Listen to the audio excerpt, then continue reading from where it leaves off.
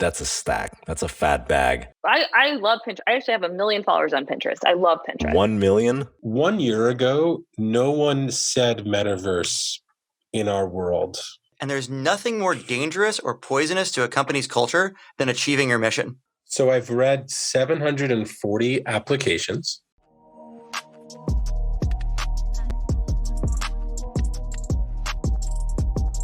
What's up, guys? It's Justin, and you are listening to OnlyFriends, where Emmett, Nikki, Michael, and I talk about whatever we feel like. So we're back at it again. We got a list of topics. What's going on this week? A lot. Let's start off with the Great Resignation. I love this. Apparently, Americans are quitting their jobs en masse. Am I saying that right? A lot of them are quitting their jobs at the same time, and people are calling it the Great Resignation. In August, something like 4% of people quit their jobs, and like 4 million 7%, jobs. 4 million jobs, 4.3 million jobs, 7% of restaurant workers quit in 1 month. Yeah. But people like the elites are confused and baffled as to why this is. Nobody has any tangible theories. So it's interesting. I was doing a little reading on this actually. That do find it very interesting. I remembered while we were waiting to get this started a couple more facts. So one of them is that it's affecting predominantly, almost entirely non-college educated workers. So this is a blue collar phenomenon for the most part. Second thing is, it's mostly job to job resignation. So that they're not quitting and becoming unemployed. They're quitting to take another job. So it's not that they're like leaving working. They just don't want your job anymore. They want somebody else's job that's better, which means I can only see this as by and large a positive thing. Because like if people are leaving a job for a job they'd rather have, like, I mean, I don't like it when that happens at Twitch, but I also like, if someone has a better job offer somewhere else, in some ways that's the right thing for them. We strive to be the best place, but shit happens. So those are my two like facts about the Great Resignation itself. I have one more thing, but I'm going to open the floor up before we. I feel like you took all of the vigor and like clickbaitiness out of this headline. I mean, just says it's a perfectly reasonable phenomenon that equates to more liquidity in the job market and therefore better circumstances for workers. Yeah, it's good. I don't understand. What's the problem? I mean, I want to either be outraged or I want to feel ashamed or I want to feel like there's a problem. And it just sounds like you said people quit bad jobs for better jobs. Well, it's a problem if you're trying to hire people for your bad job. Well, so that's okay. Let's dig into this. It's a problem for pricing, right? So McDonald's right now is paying $21 an hour. Is that there everywhere? McDonald's hourly wage. That's a good question. I'm going to go, that's the median national wage, but we need to fact check that. Follow that in the circular fact checking bin. Median unhealthy food is going to get more expensive and maybe Americans get less diabetes. Still positive. Still a win. So rising prices, right? I mean, the consequence, I don't want to say consequence, that's not necessarily the right word, but the result will be that prices rise on all these things, right? And so the big sectors impacted are retail, food service, hotels. Or we'll figure out how to like run hotels and retail with fewer total workers or more efficiently per worker when those workers go get other more efficient jobs. And everything will be better. It's very hard for me to see, as a believer in capitalism, it is very hard for me to see this as a bad thing. Do you think it will cause inflation? I don't see it. Something else might. I'm not saying there won't be inflation. I don't know. I'm not a fucking macroeconomist, but what I am saying is. Wait, are you sure? I'm not a macroeconomist. I just play one on OnlyFriends. I just play one. I'm also not a microeconomist. I'm no kind of economist at all. But I just because, like, I can't see how people getting jobs that are willing to pay them more, which almost certainly means if they're quitting their job to get a job that pays them more, they are more productive and producing more total wealth for society in this new job. It's very hard for me to see how that's like leads to inflation. Now, I think what leads to inflation is printing more money usually. That was my impression. But I don't really claim to understand it. Yeah, I mean, one of the things that I'm like, subscribed to a number of subreddits where a lot of restaurant workers work because I like to cook. And so there's like a subreddit called Kitchen Confidential, which really is like people working in the restaurant industry telling what it's like. And what's weird is that so many people basically write in saying something very similar to, pre-COVID, I did this job because it was my job. And like, you have a job and you do it. And then during COVID, we all got kicked out, right? And I then took stock of my life and asked myself, why do I do a job that I hate? And then post-COVID, the job didn't change at all. And I found myself searching for other employment. And like every step of that just feels good. Yeah. Yay. I applaud you, sir or ma'am, for your decision. That's great. Everyone should do that. If you don't like your job, find another job you like better and then take that job and quit. Exactly. Like, absolutely. So I have one more fact I want to share with this that I read on the internet. So I can't claim that I know this is true for sure, but I believe it's true because it sounds true, which is that in the 30s and 40s in America, there's a government commission set up on housekeeping because we had a maid crisis. Because at that point, all of the poor people in America, including the black poor people, but also the white poor people, everyone had basically at the same time decided they weren't going to be domestic servants anymore for no pay. That just wasn't a job they wanted.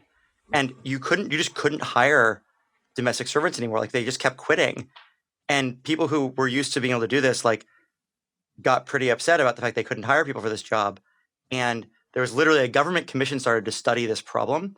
The outcome of which was people don't want this job because it kind of doesn't pay very well and it isn't like a lot of fun and doesn't lead to anything. And so they're not taking it anymore. And then we just didn't have domestic servants anymore. We thought that we didn't have any housekeepers, whatever, but like the percentage of people who had a housekeeper went way down. The number of people employed in that profession went way down. And it turns out that it was okay. Everything was fine. We didn't need people doing that. They could go do other things. When did this happen? What year is this? It's like the 30s or the 40s. And you said everything was okay. And then World War II happened? Yes, cause and effect, Emmett. Have you heard of it? No, this happened. The decline in labor participation here happened before World War II. The whole thing happens before World War II.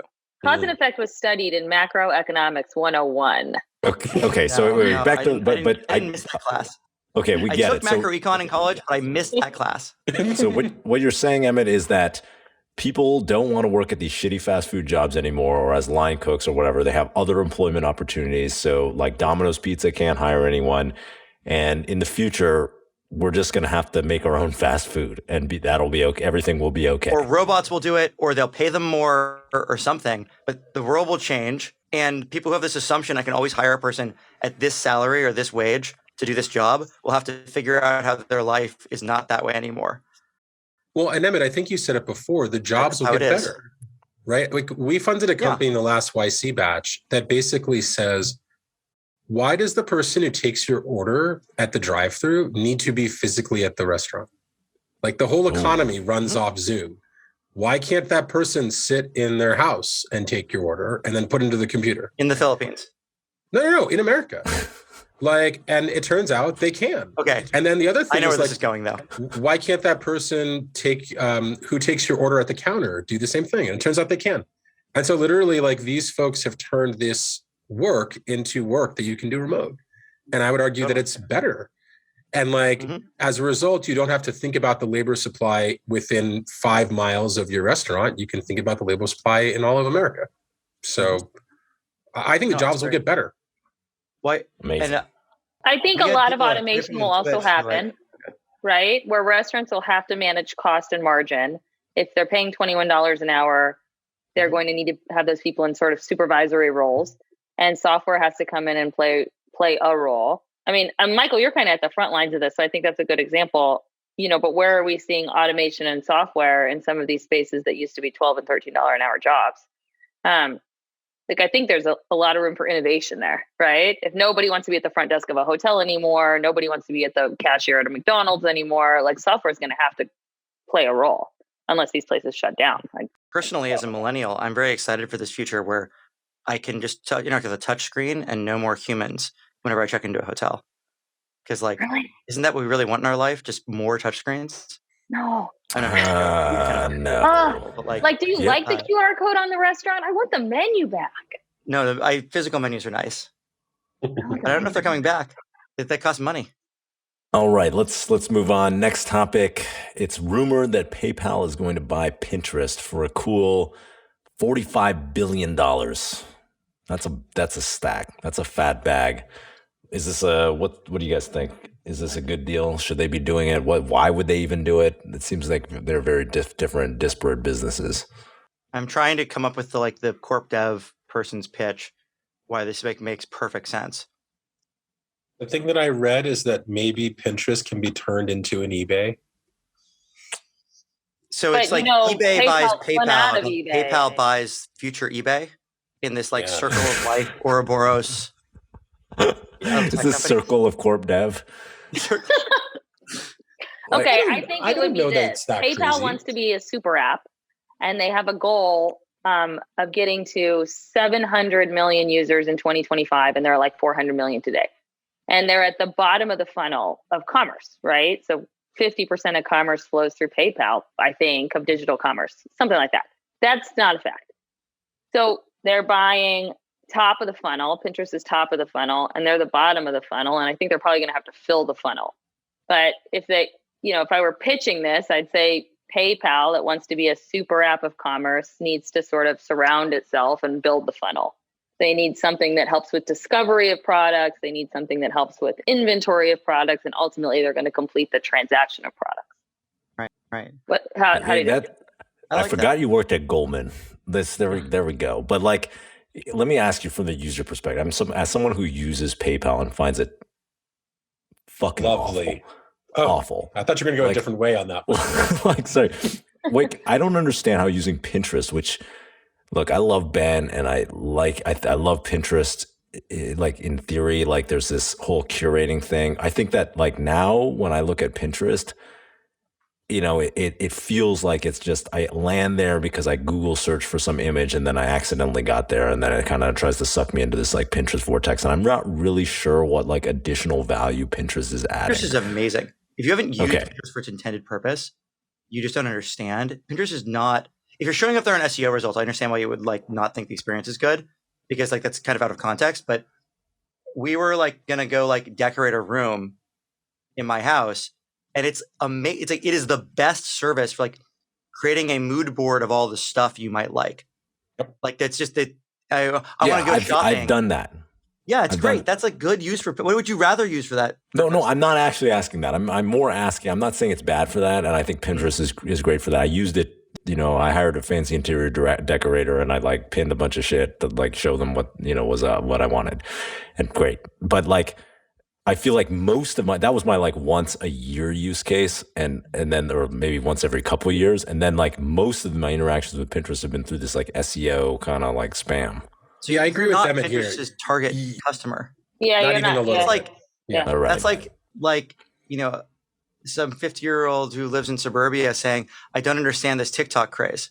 Yeah, I get it, but it's not for you. You don't get it. I'm not saying I don't get it. I'm saying how is it where is the synergy with PayPal? Let's make the case. Here. There we go. Make the case. So I love Pinterest. I actually have 1 million followers on Pinterest. I love Pinterest. 1 million? Yeah, something like that. We should be releasing this episode on Pinterest. Totally. Call Pin it. Pin it now. Pin that. So I pin a lot of stuff, and I have some sort of intent or interest around this stuff, but not in the moment. It's so discovery, right? But what I've always envisioned Pinterest could deliver for me is maybe that stuff goes on sale. Maybe that stuff only has one item left. Just, sort of what's the status of the pricing of the stuff? And Pinterest can't do that. But I've told you I'm interested in this stuff. I now maybe would like to transact against the stuff. So this is the middle layer that I think they are going to have to fill if they buy Pinterest, if PayPal buys Pinterest, is how do they get the inventory? And then ultimately, I buy the stuff and you have a feedback loop on my transaction. And by the way, it's not disrupted by the couponing, or they own Honey. So even if it is, it doesn't matter to them. So there's no way today to sort of connect this funnel. Nobody's done it well. Nikki, can we extend that point? Because I think that One, you're exactly right. If Pinterest can make kind of social / quasi-social commerce happen, it's big. I would say the next extension of that is maybe they can solve the browsing problem. Maybe they can solve the, like, I don't go to Amazon to browse for products. It is not built for that. But like, I do think that Pinterest is way better positioned to be like, oh, I'm going to browse for something. Oh, that looks interesting. I want to buy it. And PayPal could power that transaction. And then I think Pinterest could give, it's the modern mall. It could really give Amazon a run for its money. When you go shopping online, it's the Uber store. People aren't doing that right now. They could be doing that right now, where you could be browsing Pinterest for products. No, but to Nikki's point, what I hear is like they bought Honey, they bought Pinterest. What you're seeing is a sort of a roll-up strategy, and they're going to go acquire like Shopify next, or like West Elm. I don't know. Could be. Or Etsy. And just like, or Etsy, and they're just gonna buy all the components above them in the commerce stack, and so they can do a fully verticalized, like, I mean, it's bold if it's true. You heard if you here want to compete first, good with prediction. Amazon, wouldn't you do this if you wanted to compete with Amazon? You can't buy Amazon. With Amazon. What's that? We're for Amazon, so sorry. Fair. I sometimes wonder if it's not just diversification. Whenever I see something like this, like it's literally like there's like this portfolio theory, like it's better off having uncorrelated assets like managed together because there's like advantages to having those all in the same corporate structure. Like maybe it's literally just like they think it's a good price. They run the math as a investor, and they're like, this is actually it's a good price. And given that it's uncorrelated with the, if that's actually true, because I don't think it is uncorrelated with the PayPal asset. But if it was, that would be a reason to do it. But let's go back to commerce for a second. Like, why wouldn't Pinterest compete with Shopify? Right, it's where people are who have intent to buy, right? And PayPal has a ton of small business owners. Like, why wouldn't PayPal say, hey, do you want to sell your products on Pinterest? Like, we'll power a Pinterest store. And like, bam, like Pinterest has the distribution to buyers. PayPal has all the sellers. I wonder, I mean, you have to just get so much. Guys are powering influencers. Like, you don't need to own the inventory anymore, right? So you have a whole host of creators on Pinterest, digital influencers, and who are like, plugging into places like Faire and making their own little shops. And they're even on Shopify today. But Michael, I think you're right. Why does it need to be Shopify? You could host a store on Pinterest, and then PayPal completes the transaction. And you serve the creator economy in a pretty cool way. I'm going to throw out a bunch of buzzy terms now, but we didn't put creator economy into this. Right. I mean, you have to get the huge density of product to make that work. I mean, maybe PayPal can do it. I don't know. Okay, that's an interesting idea. Like, they think it makes sense for some reason. There's always, I find that whenever I find out what's actually happening in a situation like this, there's always a surprisingly good rationale that at least sounds plausible when you hear it, even if you can't guess what it is in advance. Exactly like Facebook changing its name. Topic we're going to come to later. Facebook, let's just talk about that then. Facebook is going to change they're going to do a rebrand to a Metaverse company is the news. They're going to which may involve a name change. Did they announce that they're going to do a name change, or they just might do a name change? This is kind of like Google becoming Alphabet and then having Google be one of the Alphabet companies. So Facebook is going to become Metaverse Co. And then Facebook, Instagram, WhatsApp, et cetera, Oculus will all be companies of this Metaverse company. I don't think it's like the Google change. Okay, sorry. How's it supposed to be? I have no idea. I don't know what the idea is. What I'm saying is, I don't get the impression when I listen to the reasoning that it's like a corporate organizational structure issue. I feel like it's like a mission shift. They're announcing with a name change, but it's actually like, I think it's deeper. I think it's a more significant change than the Alphabet change, which is really just a like they deliberately avoided the Alphabet change really being a change to Google's mission or whatever. This seems like it's actually Facebook saying we are going to be a metaverse company, not a social media company. Whatever that, I don't even know what that means, but I feel like it's important. Well, and can we just define this a little? Like 1 year ago, no one said metaverse in our world, and I feel like I took Fong a did all nap. the time. He just couldn't Yeah, stop. because Matt Fong's crazy. But like, I feel like I woke up and like I missed the memo on metaverse being the cool new thing. Like, this happens so quickly. Like, I was there for machine learning, I was there for AI, I was there for crypto, and then like I blink and it's metaverse. I was there for NFTs and then metaverse. What the hell are people talking about? I think the metaverse. I mean, I don't know what I this don't is the know. real definition, but I think that I think the In the metaverse. metaverse?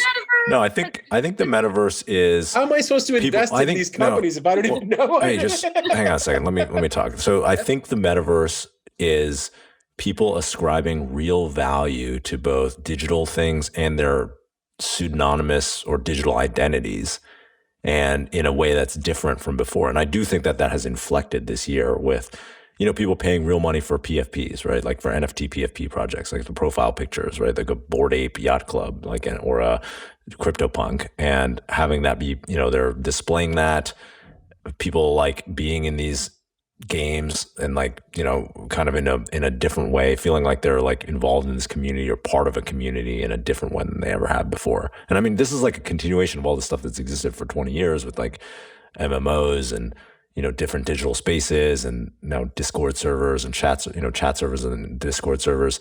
But like, it just feels like it's inflected this year in a different way. Is this an NFT? Like, is I think NFTs the thing that got it to inflect, or something else? I think NFTs are a big part of it, because it's like considering the things that are happening digitally online to be as real in certain ways as the things that are happening offline, right? And that, ratio of like how people consider, whether they're the value they ascribe to like offline things versus online things, I think is rebalancing, and NFTs has been part of that. Your virtual life is as metaverse important as your physical IRL life. So what would a metaverse startup do? Like sell you digital things or help you build digital identity? Like, well, okay, Facebook's so like only digital identity, Second right? Life would be the original metaverse. Yeah, Second Life The original metaverse. Well, I think World of Warcraft or Ultima Online, which are games, like predated Second Life, right? And people found a lot of value in the connections they made with people on there, and then like their digital items and gold and like swag and whatever. And so, I mean, I think Second Life was kind of like a non-game version of that, which also people really valued, which came a few years later. And then now you have ways that people are earning money. The economies are more robust, right? Because people are transacting and earning money. They're farming SLP and Axie or whatever. They're like, they're flipping, they're like, CryptoPunk or their other NFTs. And I think that's like, it's just like a continuation, but it is an inflection. Yeah. So what do you think, Justin? Like, do you think?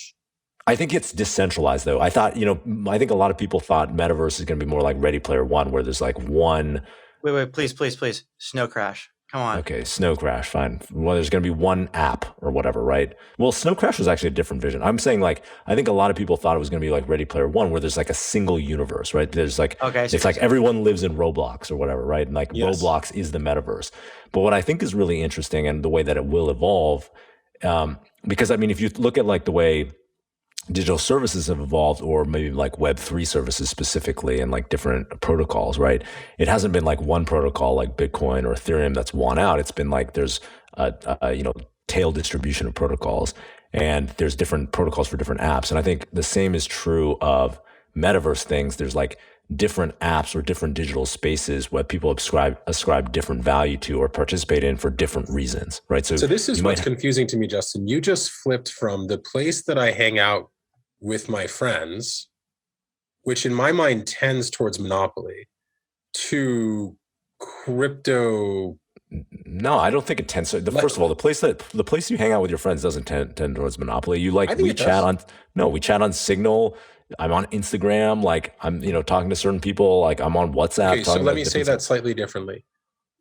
Compared to the number of cryptocurrencies, the number of social media products that more than 50% of Americans use is tiny. And so what I'm trying to say is that, like, I don't know how it's confusing to me. Like, how we're relating social networks to cryptocurrencies. Like there's a very long tail of cryptocurrencies, but there aren't a very long tail of social networks. Yeah, there are. I disagree with you. I think if you look at, I think it's a tail distribution with obviously some big winners, right? Like you have Instagram at the front or whatever, WhatsApp, but then Signal and then et cetera, et cetera. But you get down, like people are on Roblox, they're on Discord, they're on Twitter and Twitter DM groups. They're in like different groups. They're in Slack groups for like different communities. They're on, meetups or whatever. They're like, there's all these different long tail things. They're in different games, right? Okay. Talking like, and of course, like there's you made a great point. Yeah, so I think the metaverse. My only point of bringing up cryptocurrencies was I think the metaverse is evolving, like digital apps, all types of digital apps. First Web 2 ones, then Web 3 ones, where there's like lots of different pockets of value, right? Like people are in Axie, their Axies are valuable, but then there's also like their Bored Ape Yacht Club, NFT is valuable, and then they're like in Discord, talking to a certain set of digital friends. And that's like a place that they have, they have some identity. And it's like not one super app, but it's actually a bunch of different pockets of or different apps. And then people are finding ways to like connect all of these things. You have an NFT that gets you into you're in like friends with benefits, right? You have an NFT or a crypto token or whatever that gets you into this like Discord server or whatever. So where I don't know yet, I'm curious what you guys think, is where all of these networks we just mentioned have different functionality for me. I maintain basically the same identity, right? I'm the same person on Pinterest as I am on Instagram, as I am on whatever. On the metaverse, I can't figure out if it's actually different identities. Like, are people seeking a different mind state than they are in the real world? And might they be seeking multiple mind states or identities? So maybe my Bored Ape is one aspect of me, but I'm a totally different person in this other metaverse. And I might have 50 metaverses. Does that make sense? So yeah, I think real world, it's more like same identity, lots of functionality, but I'm the same person. I show up the same way on all these things, even digitally.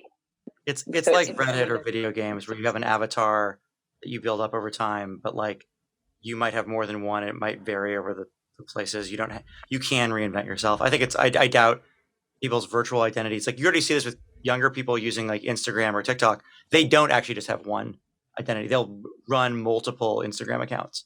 So I actually think that's definitely the direction of the future. It's funny, just as you were talking, I was realizing actually you're right. People thought it would be like Ready Player One because that's what they'd read, but actually it's just like Snow Crash.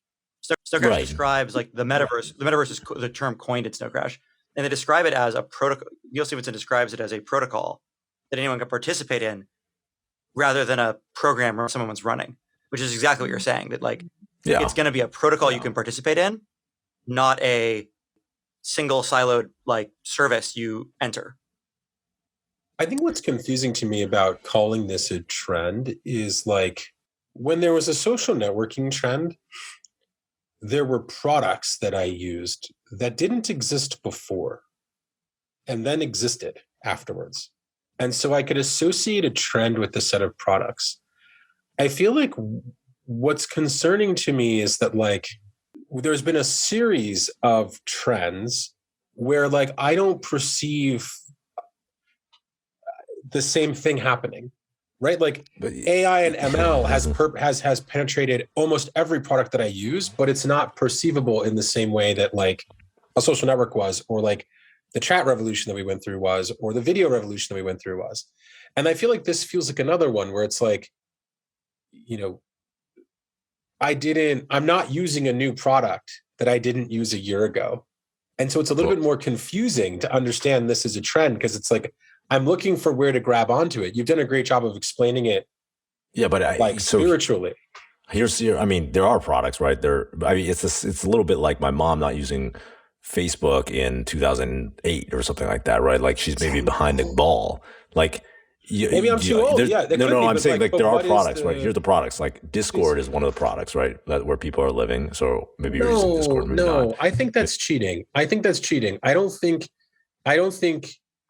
describing a social media trend in 2015 and saying, for example, Facebook, Discord's been around forever, right? Like I Yeah, understand that we can rebrand it as something new and maybe re-understand it as more significant. Okay, well than let me finish, but it's because not there's new. others. That was the one that Yeah. you can count or not count, right? Like, but I think the adoption has inflected. But forget that then. Like MetaMask is a product, right? Ethereum is a product that's powering a lot of this. Like the OpenSea is, a product that you're invested in that's powering a lot of this, right? Or Yeah, Foundation. but let's be clear. I don't think that well, maybe I'm wrong, but like if you were to tell me that NFTs are a trend, then I would say yes, there are a whole bunch of products that I see now that are using NFTs in interesting ways, for sure.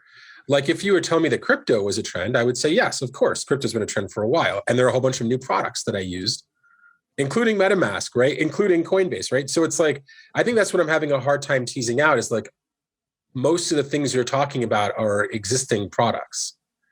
Okay, I mean, I think you're just arguing. We're rebranded. arguing about semantics. Like, I don't really give a shit if like you think there's a metaverse or not. I'm just describing what I think other people mean by metaverse, which is basically the. Well, let me get to the more controversial point then. Yeah. Is this actually just bad This is investor very marketing? controversial. Like, is this just marketing? Is this just marketing gone astray? Like, we need a new trend. I think it's Let's not a just trend. like describe what is happening in the world with a new word to make it sound cool. I think that's Nicole? ignoring what's actually happening. There is a trend. The trend is people ascribe more value to their digital identities and digital goods that they own, and than they did have in the past. I think that's something that has inflected, and you can call that like anything you want, right? Like, but that is the trend. And I think that to say that this trend doesn't exist because I can't point to a specific product that I can't label something else is a little bit, like kind of. Maybe I'm the idiot. I don't know, but like, yeah, that's how I identify trends. Can I try explaining what I think the core thing Justin's pointing at is that I agree with, that I think maybe to try a different way of explaining it, that I think what the part of it that matters to me, which is that in the past, you've had lots of metaverses, right? Like World of Warcraft's a great example. You live in this virtual world. People like deeply value what's happening in this virtual world. The difference between the new stuff that's being labeled metaverse, generally speaking, I think, and the old stuff that was video games and social media is the idea that in the new metaverse stuff, your in-world belongings, appearance, avatar stuff that you're using is actually yours and will transition and live in some way beyond that specific experience. And that's what makes it a metaverse. A metaverse, I love that of description. multiple universes, rather than just a collection of social media products. And so let's take that description and move it to the next step, right? We talked last week about crypto games, right? Like I would argue that like if you were to tell me that like crypto games are the product here, I would believe it's not just crypto games. It's also crypto. No, but at least that's like one thing where it's like very concrete, right? Like playing a game where you actually own the items versus the game owns the items. That's like very concrete. Wait, so Justin, I'm just curious. Do you think that summarizes? I think that's part of it. I think no, I agree with that, and I think that's right. But I think that is only like persistence of ownership beyond a company's control or beyond your like specific usage of it is only one aspect of value. So like I can own something in the real world because I have resale potential and I feel like I own it. Like I bought a car from like Ford instead of renting it, right? And I feel like I own it, and that makes me ascribe value to it. But I don't think I don't see that as comprehensive of the trend. I think that's one pillar of it. Like one thing that, I was talking to some guy, he's like make this whole anonymous, like a friend who's a founder, and he has a daughter who's like in her teens, and online this is a girl, goes by a completely different pseudonym and like has different friends that she's like more friends with than anyone she knows in person, and is presents as a guy to them. Right. And like has this whole digital identity trend, is it? Like people have been doing that since the AOL days, right? Like you can have a fake identity and be whoever the hell you want. I think it's like there's a lot more of them. There's a lot more of them, and they take it a lot more seriously. A really vibrant economy, far more vibrant and pervasive than Second Life, which is the one I would understand best, that like actually affords you to nearly function in this other reality. So I think when I was going with mind state, and just I'm curious what the pillars are, because you said there's one pillar. So like what are the pillars? But there's now an alternate way of sort of living and thriving economically that I think has never existed before. So if I say I'm part of the metaverse, it might be that I'm now supporting companies I believe in by buying their tokens, and that's allowable today. That just never existed before, right? So then how do we distinguish between the crypto trend and the metaverse trend? I'm having a very hard time detangling Bitcoin. So Bitcoin isn't the metaverse because it's not digital, I guess, but it's not a thing you use online particularly. It's not a not Bitcoin. The crypto trend, right? The crypto trend encompassing NFTs, encompassing Ethereum, the whole crypto trend. You don't need crypto for something to be a metaverse because email, for example, is a protocol that bridges any particular product. You could have a Gmail account talk to a Hotmail account. Yep. And yet it's all email, and you can take your email with you at some level from service to service. You have to set it up right to do that. But in general, in theory, you could do that, right? You could have different backing services back your same email address and move it around. The big thing that is shifting, the thing I'm excited about that I hope actually happens, I'm a little skeptical, but is we went away for a while from building RFC-based, request for comment-based protocols, email and HTTP and RSS, and we centralized everything into feeds owned by these companies. There's actually no reason why all of the use cases online, whether it's a feed-based social media app or a video game, couldn't be a protocol instead. And crypto is one way to bootstrap those protocols, but you'd actually email and RSS and HTTP prove it doesn't have to be crypto, actually. Crypto is just where a lot of the energy is, I think, that's driving it. Well, and crypto also enables a little bit of it enables that ownership and thing better. Things that people like, right? But you don't need, that's not essential. I think I agree with Justin. It's not essential to the point. The essential point is that it's transferable across services, which you could do with crypto, but you also implement that other ways. Justin, I think that's right, but I think it's more. The reason it's not just a subset or equivalent to crypto, in my opinion, is because it's a cultural phenomenon, right? The cultural phenomenon is people ascribing real value and identity to their online presence, right? And so that the value part, obviously there's some economic value, but I think the identity part is not entirely encompassed by crypto. Just distinguish for me, how do I tell if a given online social media network is part of the metaverse trend or not? Is there anything, or just anything where you participate online could be part of the metaverse? I think it's anything where you participate online could be part of the metaverse. I think Twitch is part of the metaverse, right? People are, and obviously Twitch is not new, right? It's 10 years old, but people are interacting and spending, and being social on Twitch and spending money on Twitch. There's an economic engine there, and that is part of this trend towards. It's just a ratio that's changing. I just think that's that to me is why I kind of feel like this is marketing, because it's great. We've come up with a new name for an old activity. I don't actually believe crypto was that. Crypto was an entirely new activity, and that's why this feels more marketing-y than the crypto game, which I feel the crypto revolution, which I actually feel is a trend. This feels a little bit more going back to the topic, Facebook, this feels more like a rebrand of social. Well, I agree with you on that. I guess I don't care. If you could say and so we're marketing, rebranding it as a new thing. I think they need a rebrand because they're getting destroyed every day in the press, and everybody hates them. They're the most hated company. But I don't care if you think it's marketing or not. It's fine. I don't care. I'm not investing in metaverse startups or anything. And I just think it's How would you know? Interesting. How would you know if you were? Maybe I'm investing in. Maybe I am. I'm investing in crypto startups. Right. I'm investing in, I'm not saying the metaverse is going to happen. So I'm that's my fund's hypothesis, right? I'm investing in crypto startups. I'm investing in crypto games, because I think that they're going to create something that people want. And so, if you're asking me about any specific activity or, if I can't point to something new that they're doing that's like empowering consumers to interact in a new way, then yeah, it's like probably not interesting. But like, I don't care if you think there's metaverse is marketing or not. I'm just trying to explain what I think the trend is.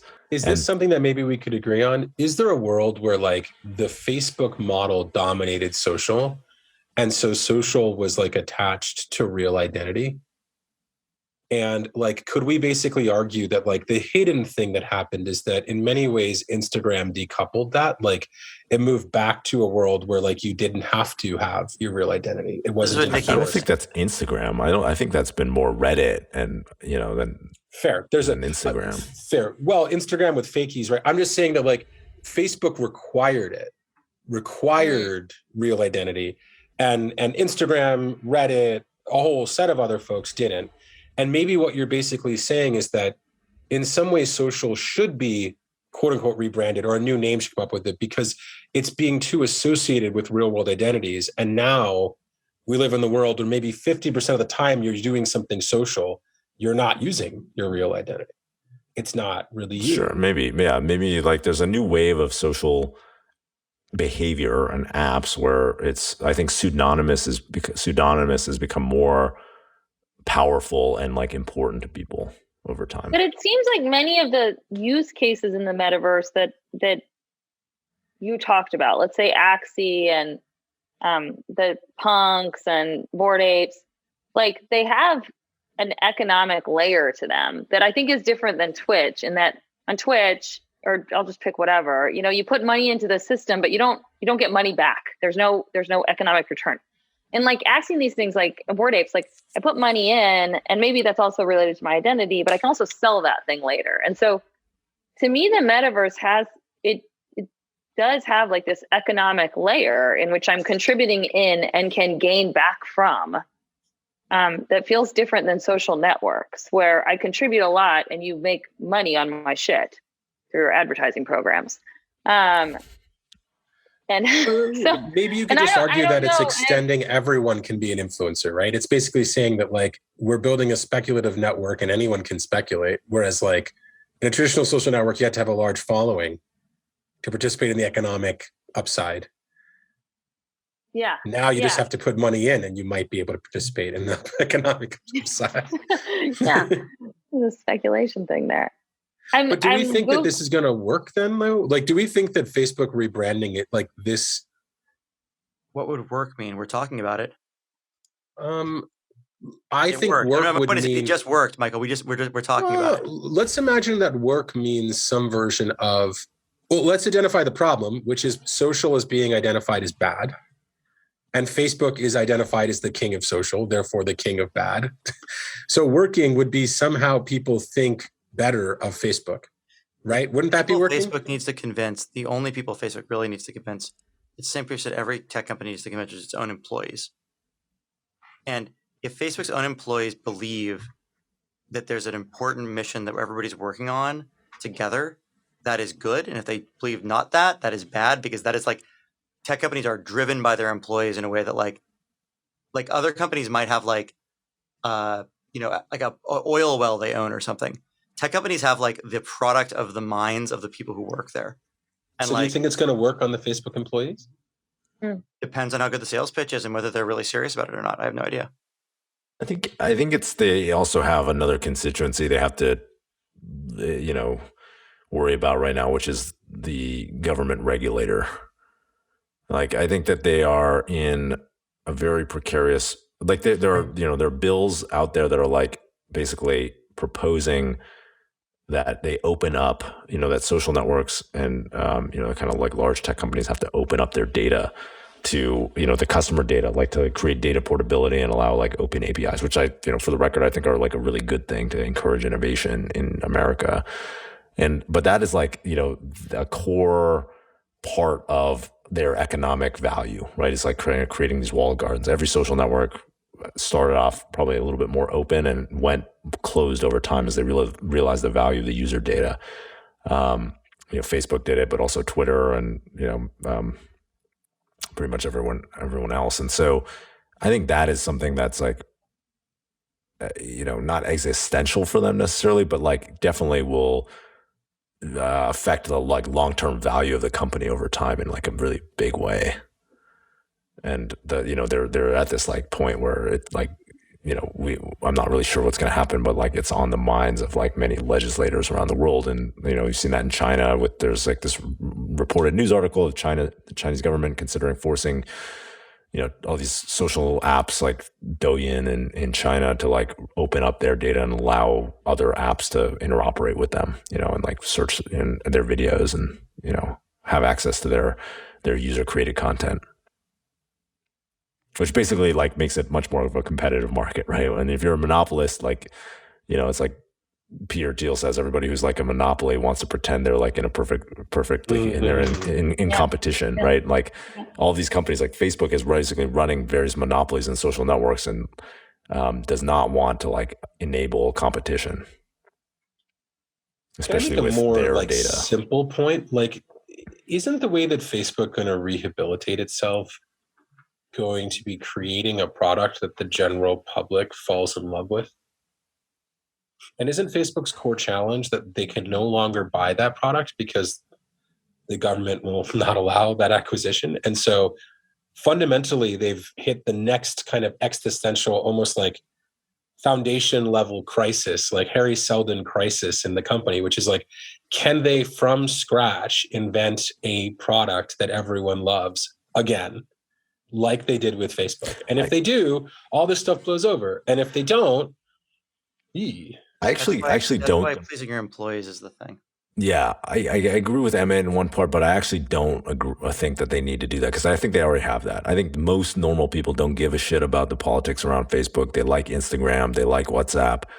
They might not use Facebook itself anymore, but like they like Instagram and WhatsApp. Instagram is probably the most used app in the world, And I think their big problem is the branding problem they have with their own, basically elites, like their own employees, first of all, like Emmett said. Second of all, government regulators. And like the third of all, like the people who write the media and are like, Facebook is toxic, it's poison. And like the people who are like sitting right here, like me being like, working at Facebook is unethical, But can I push back on that a little bit? Like, because I've been reading that Facebook is concerned about young people using Instagram.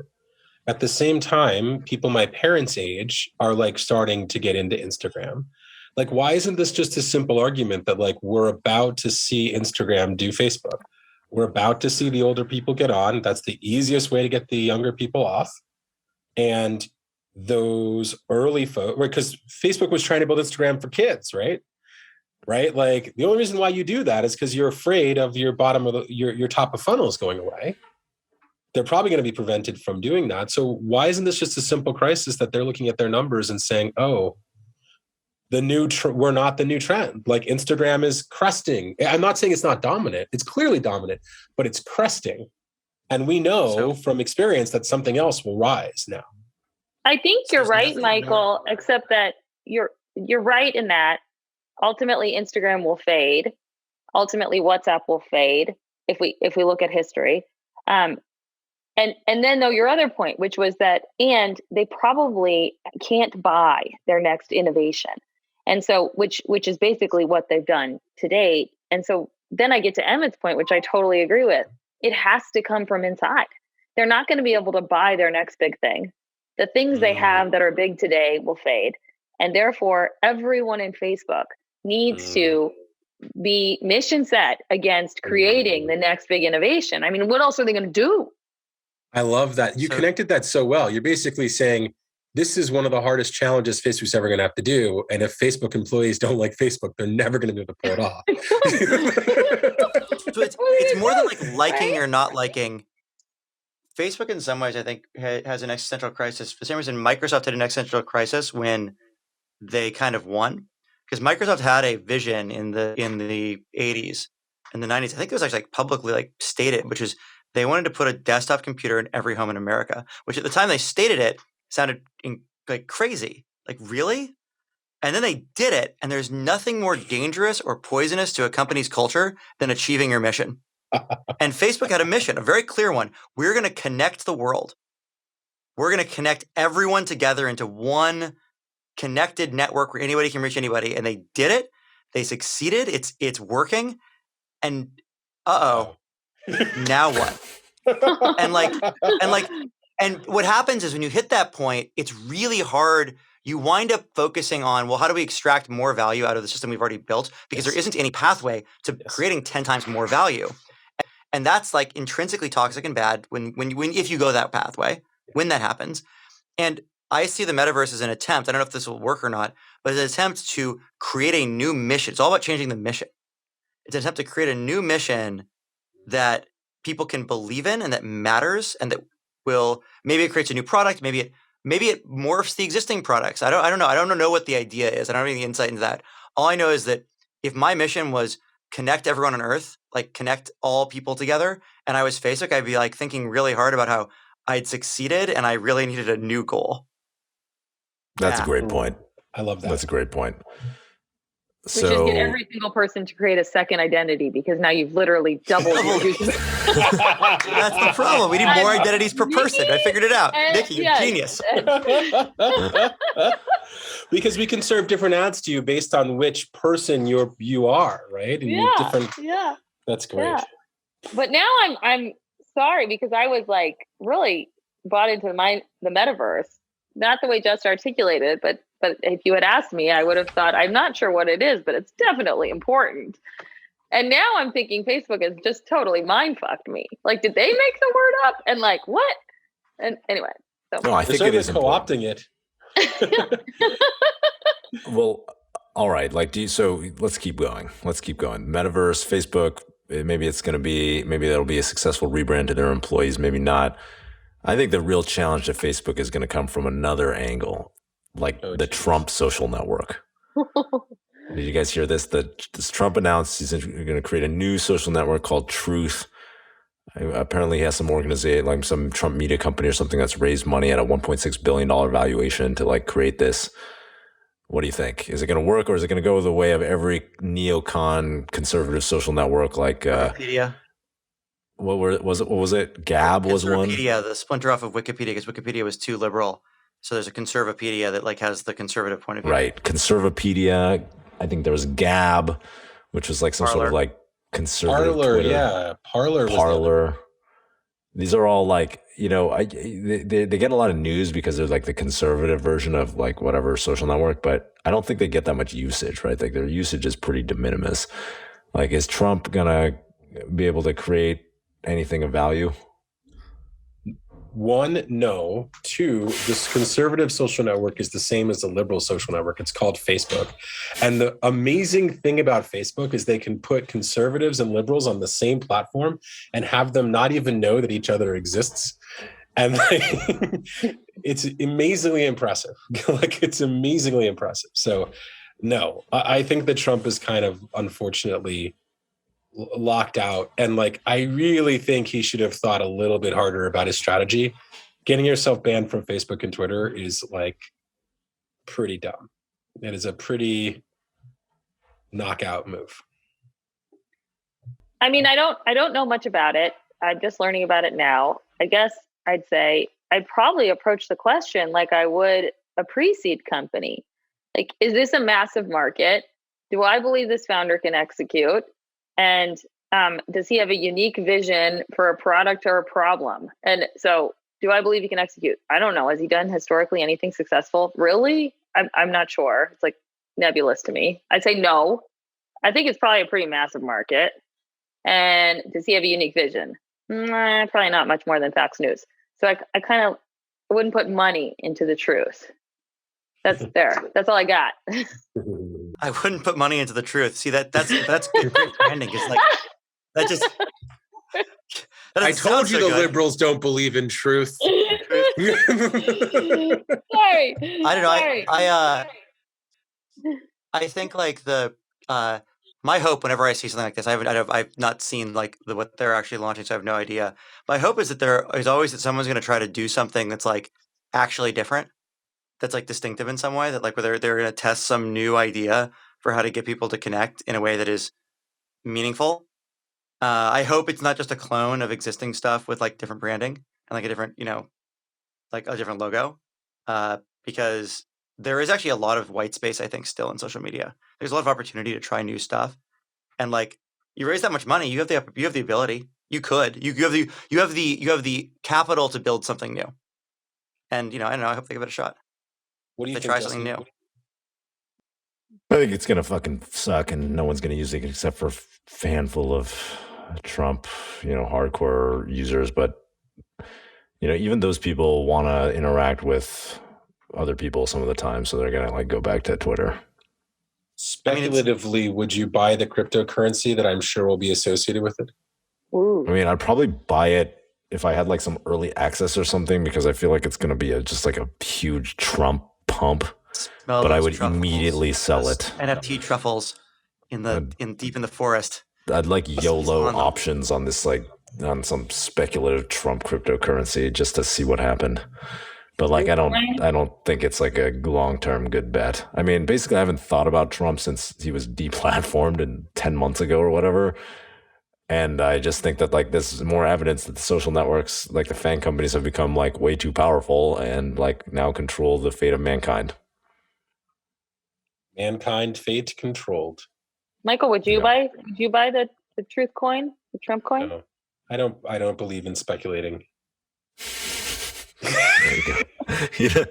I He said doesn't that believe in completely speculating. truthfully, and then only right after did I reconsider my day job. The whole point, Michael, you've made this point so many times. The whole point of your day job, what you like about working for YC is you don't speculate. Why don't you invest in more companies? He's an index fund on innovation. It's not speculation. It's an index fund on innovation. Exactly. In the form Thank of you a for making the school. case for me. Thank you. Yeah, I totally. So how's it going? That was on our topics list. You're neck deep in applications. You're pouring through thousands of them. I feel like a lot of people want to know what does the YC process look like?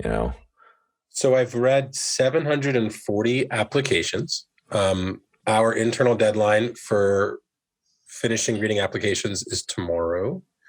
That's a little soft, actually. We're going to keep reading applications probably for the next 3 or 4 months, but the kind of internal to keep us motivated deadline is tomorrow. I've got 10 more to read to hit my quota of 750. What I find kind of sometimes frustrating about asking about what's new about this process is that it's hard for me to kind of point out some mega trend other than Metaverse. No, definitely not Metaverse. Other than internationalization. I think that international companies went from a novelty to just day-to-day normal reality so quickly. So nowadays I'll be reading about an Indonesian company and I'll be okay, how does this pattern match with the other Indonesian companies that I looked at? And then I'll read about a Silicon Valley company, and then I'll read about a Nigerian company, and then I'll read about a UK company that's trying to figure out how to spread a product across Europe, and then I'll read about an Egyptian company that wants to do a MENA. And this just wasn't my life 5 years ago. 5 years ago, the international application was the novelty. And I think for the first time, I really feel YC is actively participating in the global economy. You know what's interesting about that is I actually think that coronavirus was the best thing that could have happened to YC, because it unlocked full internationalization. Anyone now, with the way the batches are, anyone could zoom in. Before, if you were an international company, when I was working at YC, you'd have to fly to Silicon Valley, leave your team behind, fly back and forth sometimes. And it wasn't that great of a proposition, but people still did it because there was an arbitrage in the fundraising environment you could get from Silicon Valley post YC versus raising money back home in Indonesia or Africa or wherever. But now with the way it works is you can just do everything remotely and zoom into all the YC batch, meetings and your group partner meetings, et cetera, and then do this demo day that's fully remote at the end of it, raise money from international pool of investors. And it's not that hard. Yeah, you have to wake up at 2 a.m. if you're in India or whatever, but you can do that for not 3 even months. No, you have to it really sucks if you're in New Zealand. Fine. If you're in New Zealand, you're fucked. Australia. Everywhere else. Yeah. It's Luckily, pretty hard New Zealand has very few startups. So the thing that's interesting is I actually think that YC has it's like going to be even bigger. I used to say YC was like Harvard, right, of Silicon Valley, but like it's actually bigger than Harvard because Harvard is constrained to America and the handful of international students which want to go all the way to Harvard. But YC, the virtual YC, is like has a global network effect, and you see that like in the batches with all these Indian companies, and then all these Southeast Asian companies, all these African companies, because Paystack was in Africa, Razorpay was in India, or Zendesk in Southeast Asia, or whatever. And I think YC is going to deliver like that internationalization will deliver the next 10x easily for YC, 10x to 50x, I think. And the reason is just like, if you look at what happened in China, there's like huge, like digital transformations. There's like no country naturally has a comparative advantage because every country has smart people, and the cost of educating people to like build software is like actually not that high. And so no company has monopoly on software. No country. Like we used to think it was like America, but there's just like maybe certain softwares or network effect software. But like, I don't think any country has like a monopoly on software in the long term. You've seen that with China, and now you're starting to see it with India. And so like, I think there's going to be this huge economic realization that happens with internationalization in YC. So I think that is a big one. Oh, sorry. Go ahead, Emmett. I would say what I'm excited for with that, it's like the second order effect from that we saw in the US, like maybe 5 to 7 years after YC really got going, which was this incredibly powerful like alumni network of people who trust each other.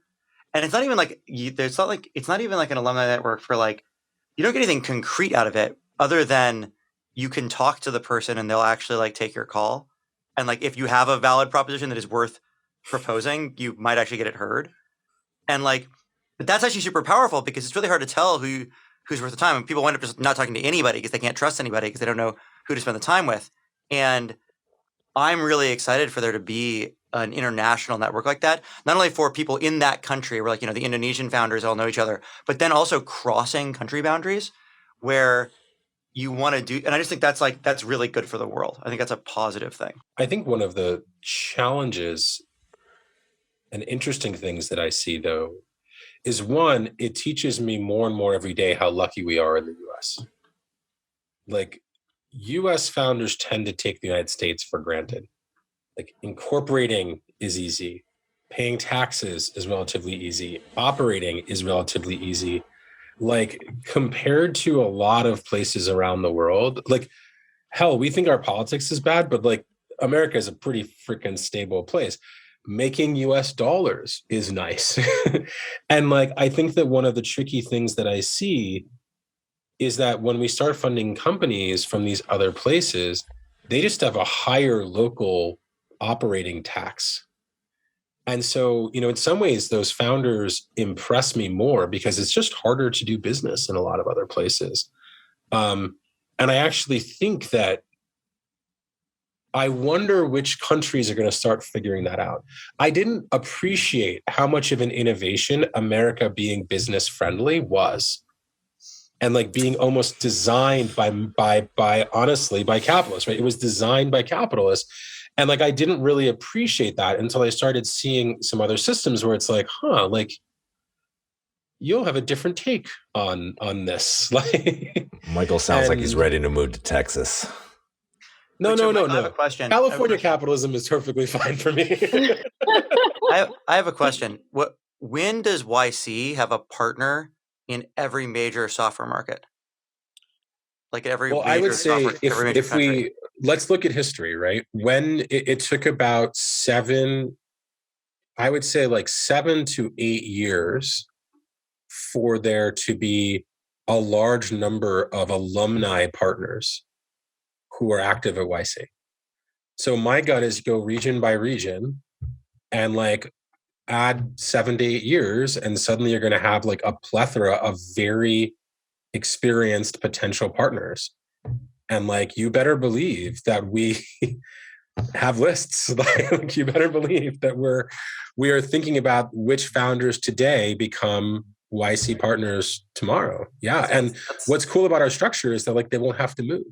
Right. That's what I was thinking. Like, now you could actually have partners of, the 3 Indonesian partners who could also work with the Indonesian startups and like be part of the bigger thing. But like, you get this really powerful decentralization going that I think is, I don't know, this just seems very cool. But Emmett, I think the even cooler part about that is the cross-border aspect. Yeah. Right. When most people set up their local thing, it's just to serve the local market. That Indonesian partner is going to also work with African companies and US companies, and that I so think cool. is different. I think no one's done that before. Yeah, that's like that actually is one of the first things that made me jealous of people who get to go through YC now. I think it was cool to go through YC really early because like you got to be there. It was just getting started, and like working with Paul was really fun, and like it was just it was this very different experience. I felt like it was kind of unique. It didn't last that long, so it kind of had this distinctive, unique experience. But that actually sounds kind of more interesting and exciting in a certain way than what I got to do. That's just very cool. All right, to wrap it up, will you just give the quick, because you guys are very informed on YC, but maybe our audience isn't. If you just went, I don't know, what was YC year one? How many companies? How many partners? There were 8 companies, 2005, 8 companies. There were 4 partners. But really like 1, 2, really. Yeah. And well, I don't know if that's fair. I mean, they were like, there was very small, we didn't get $150,000. Today there's, several hundred companies a batch. Today last batch had 400 companies, had I think 13 to 14 partners advising them, and had a company of 70 employees with the software team and finance teams and blah blah blah blah blah supporting them. It's an organization now. It's a real company. It's a real company. All right, let's move on though. I want to end with a special Dear OnlyFriends. Ooh. We've got Bill Gates edition. What would you do in this situation? So purportedly, the news came out that Bill Gates in 2008 was sending inappropriate emails while he was married to somebody who worked at Microsoft. I think he was still on the board at the time. A woman asking her to meet up, outside of work. There was an investigation. He was told by executives at Microsoft to stop doing it. What do we think? Commonplace in Silicon Valley? Is that acceptable behavior, or don't do it? I generally say don't do it. I am curious to know, were they unwanted emails, or was it just inappropriate because he's a board member and it's an employee? I don't know that that was defined. Because if they're unwanted emails, it's deeply, deeply wrong. In a way that's harassing, in a way I would not. You'd have to ask yourself, why would anyone know about them if they were wanted? Right. That's a gotcha. So that I think he's in a position of power, and whether she did want them, didn't want them, or made him believe she wanted them but didn't want them, which I think is a very important third bucket, he was inappropriate because he probably can't identify bucket 3 effectively. And she may feel really uncomfortable and persist in bucket 3. And given his position there, I mean, it's just, you can't because he can't know bucket 3. And is it pervasive? I would say, as a female who's worked in largely male-dominated industries, it is pervasive. Well, let me ask you a flip side question, which is: do you think it's ever appropriate, or there's ever should be an opportunity where someone can who's senior in an organization can ask out of someone who's junior in the organization? Or do you think that's just it seems like the safest thing to do is just fish somewhere else? Maybe you don't eat. I don't know. I might be messing up the metaphors, but basically don't hit on people at work. Hitting on someone in the workplace that's junior to you in a direct line of reporting is probably just fish somewhere else. I think if they're in a different group or whatever, that, something like that, okay, maybe do it once, but in a direct line of reporting, you just don't know. It can make people uncomfortable. Maybe it doesn't. But careers are short. We're in the great resignation right now. That person's quitting their job anyway next month. So like, just wait. Can we bring that back to Bill Gates though? Because like, I think that there's like there are certain roles inside of a company where you are expected to put the company in front of you. And certainly Bill Gates is expected to put Microsoft's interests in front of his own in like almost all circumstances that don't involve like the safety of his family or like ethical things, right? And so I think this is where it's really tricky because like Bill Gates is not a middle manager at Microsoft, right? Like, and like, I think that this is something that I think, you know, we've all been in companies and I think we've all kind of understood that like we've had to sacrifice like for the company. And I just don't think this is that big of a sacrifice. Like, don't hit on the employees when you're a founder and senior executive or board member on the company. It's like just not a sacrifice. Yeah, like it's like on the list clear. of it's not pretty a sacrifice. like, yeah, just like if I was the CEO of the company, I'd be like, "You're fucking fired." Like, it's like done. Why am I dealing with this? I feel like we spent most of our adults' lives watching Bill Gates build a nonprofit public legacy for himself. And I feel like in the last, year, we've watched that legacy kind of erode. And it's actually interesting because there's a weird parallel. This is a topic that we didn't decide to talk about, but like there's a weird parallel to Colin Powell. Like whole life, like pretty freaking accomplished dude, gets up in front of the UN, says the wrong thing, and it's kind of like you can't read an obit on Colin Powell without reading this thing. Like in some ways, like maybe it's kind of like Bill Gates is going to spend like maybe $100 billion on nonprofit good stuff for the world, and this stuff is going to cause his reputation to be tarnished for forever. What do you think about that? Well, the only way to win the reputation game is to either not do anything dirty or do anything stupid, or you got to just go full Trump and you just don't give a shit and you just go full on like you're Teflon because you just are in the mud, slinging mud. You don't care. Tell him I think those are the only two strategies. Tell him truth. Tell him truth. You know what I think is hard though to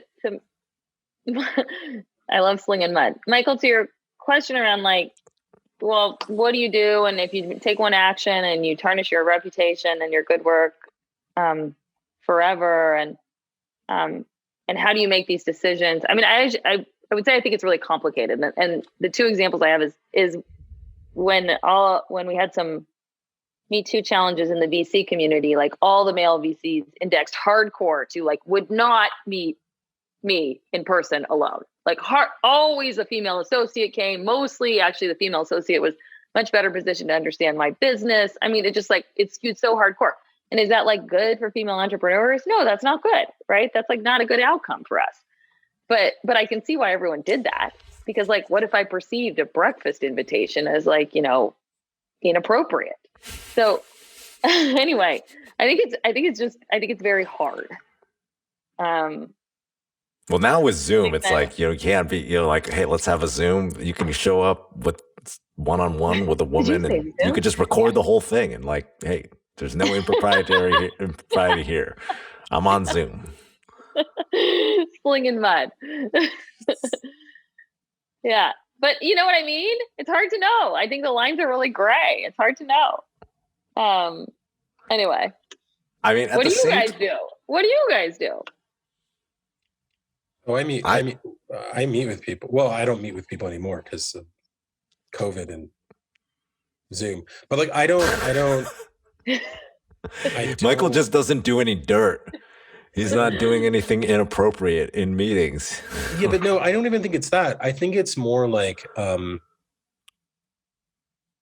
I think sometimes these things are made out to be harder or more confusing and people do the like faux I'm confused thing to a fault. It's like if you're a dude VC, it's not that hard to know whether you're asking a female founder out for a date or you're listening to a pitch. Like those things are not here and here, and like sometimes they get confused. So I just kind of think it's like childish for any dude VC to be like, well, I can't tell the difference, so I can't do all. It's just like, come on, like we entrust you to fund innovation for the future of the globe, and you can't tell the difference between a date and a pitch. Like, come on. Like, so I don't know, like those people, if they ask me that question, I'd be like, I think you're adult enough to be able to figure that out. Like, it's not that hard. If you need pointers, I'm happy to give you some pointers. Like, this is a date. Meet at your office. That's always nice. That's a good place to have business meetings.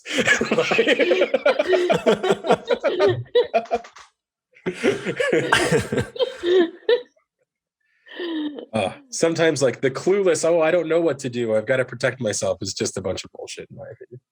It's not just where you meet, it's how you conduct yourself during the meeting is just as important as where you meet.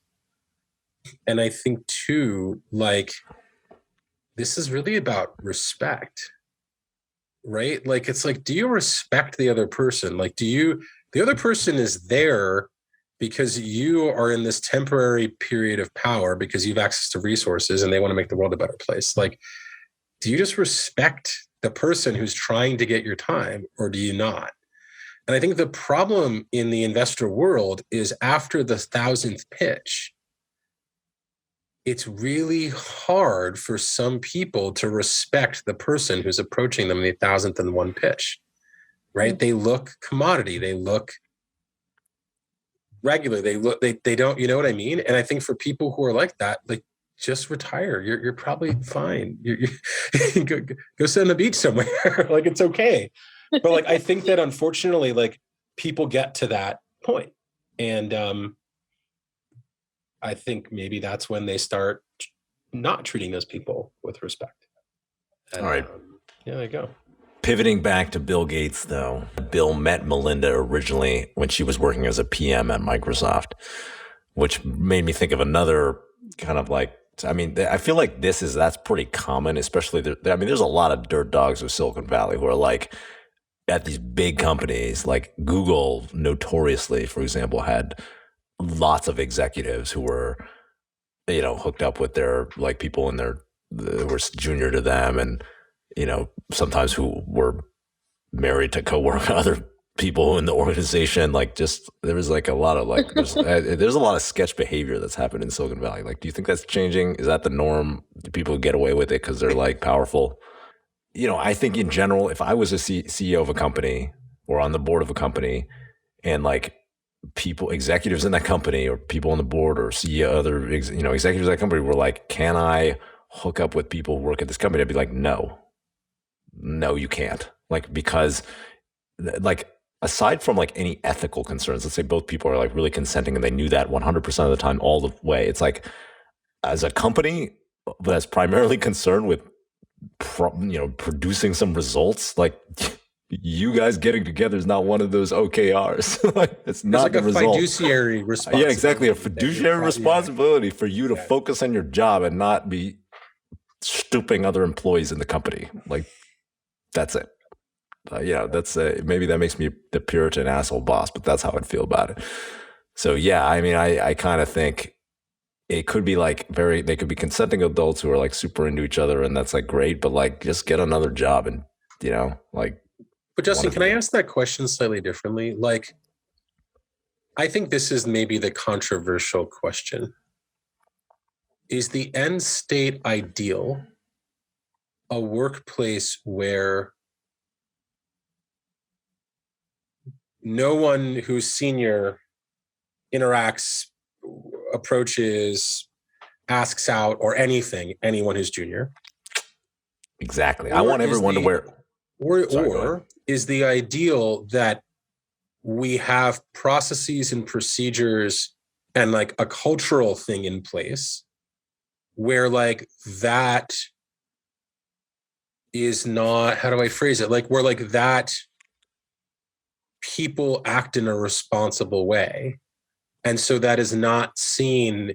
It is so, all of the negative consequences of someone rejecting your advances or breakup or are handled, things are disclosed, there are rules, blah, blah, blah, to the point where like, no, people are free to be in relationships because there's a structure for dealing with it and there are processes and procedures, and like the risk can be mitigated. And like, I'm not talking about the CEO. Let's talk about like, middle management on down. What is the ideal? What's the end state ideal? Dude, my idea, I think, in my opinion, the ideal is everybody wears a chastity belt to work. You're not here to fornicate or hook up with any of your coworkers. Don't do it. And that's that we're running a convent, basically. There's no one's getting together with anyone. It's a moratorium on sexual relations. Yeah. Look, the local market is not efficient anyways, right? Like you're talking about 100 people, 200 people in your like immediate like zone of people that you can even have contact with at work, probably less than that.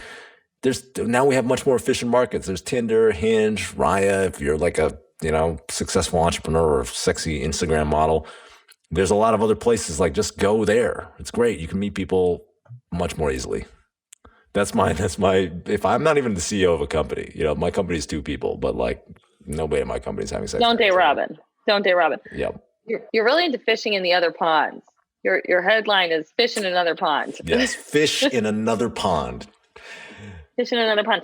I, while don't want people wearing chastity belts at work, tend to agree with Justin, because I think the outcome of, let's say, a breakup, right? So let's just say even everyone was comfortable with dating or a one night stand or whatever it is.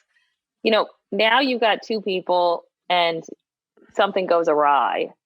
And that's just a bad outcome for everybody. I mean, someone's probably got to quit. And I'd like to avoid those outcomes. I'd like to generally have the end state be people feel comfortable being in their workplace at all times.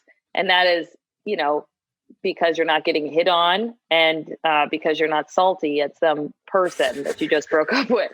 And so I think we're better off if we just don't engage. Certainly seems lower risk. I will say that you might wind up working with your ex anyway in Silicon Valley. It's a small place, and like even if you weren't working together when you were dating, you might wind up working together later. That definitely happens, because like there's not that many like people working in whatever consumer social thing you're working in. But like, but no, I mean, you can certainly, that doesn't take away from the fact that you're creating more risk there, for sure. It basically comes down to, right, like you definitely don't date anyone you're like their direct like chain of command manager. Like that's not a good idea. I think it's sort of more like what Michael suggested, where there's processes and procedures and disclosures and like recuse yourself and like you got to file the 1081 sexual relations form. Well, because remember, if you have a rule against it, what you're saying is, if we catch you doing it, we're going to fire you. That's what we're saying. That's what the rule against it is saying. And so you're not like, people will do it. Some number of people, no matter what your rule is, essentially some number of people will do it, whatever your rules are, because that's rules eventually get broken. And then you have to decide, is this a rule we want to fire people over or not? And a lot of our employee handbook rules say don't do this, and then if you do that, you commit fraud or something, we'll fire you, because that's not an appropriate behavior. We're not okay with that. The question is, 2 people, they're not in the direct line of command, like, it's a different part of the organization. They fall in love because they spend much time together at work. And do we fire them after that? I don't know. That's a hard question. Yeah. In your banking days, what were the rules of the bank? I would have to look up official policy, but I believe that you are not allowed to date anyone inside of your group. And so my group would have been called Investment Banking, Tech Media, Telecom. Mm-hmm. And no one, not lateral, not up and down, just no one in the group. Now, if you decided that you wanted to date, someone was transferred to a different group. Huh. So maybe you went into, fintech banking or insurance banking or whatever, which by the way is a mega consequence, because your group matters a lot. Like, so it's a real consequence if you get sent to like the airlines. Both of you. Just one needed to go. And I actually don't know how that got decided. But the reason I know that is I have I have two friends who were married, and one was coming into the group, and it needed to be decided that they couldn't be in the group together, and they were already married. So anyway, it's something around that. Which is modern corporation is so inhuman in so many ways. It's like, one of you must be sacrificed to another group. You'll be It's like silent. you're working at Twitch, and then someone they gotta go work in the Amazon warehouse instead, because you can't we can't have these two motherfuckers together. Oh god. Just out of curiosity, how large is a group? Our group was probably 100 people globally. Okay. So, maybe we're 30 in San Francisco, and about the same in New York, 100 people globally. Michael, what's the YC policy? I'm curious actually for, at YC, but then also YC to, partner, or YC staff to founder. Is there any consideration there? Yeah, there's a bunch of policies, but I can summarize it as like no-go. It's a no-fly zone. No-go. It's the Justin Con chastity belt policy. Yeah. No-go. Yeah. I definitely agree with that policy. I kind of take a personal view on anybody. Like, I actually think that, now I'm going to sound really high and mighty or something. I think that if YC succeeds in its goal, it's going to really help the world.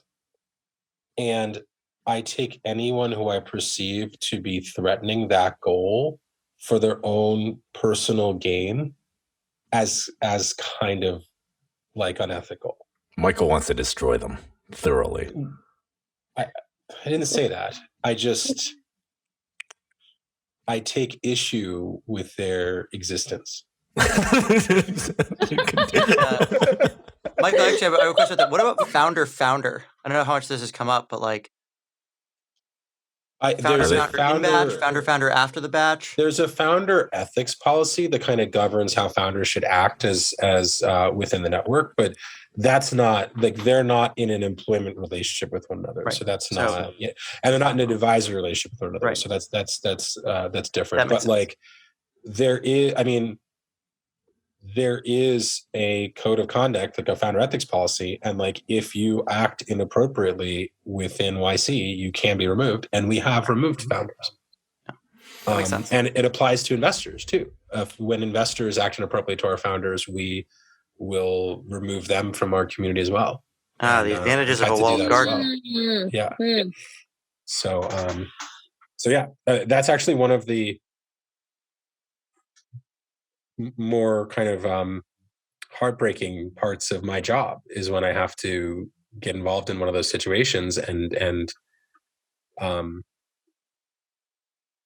it's I think it comes back to this, like, these people are here trying to make the world a better place. Like, just please stop fucking with that. Like, it's hard enough. Right? It's like hard enough. Like, just don't mess with that. So yeah, that's how it works at YC. The world's a lot easier when everyone just keeps in their pants and wears their chastity belt. I think we've all learned an important lesson today.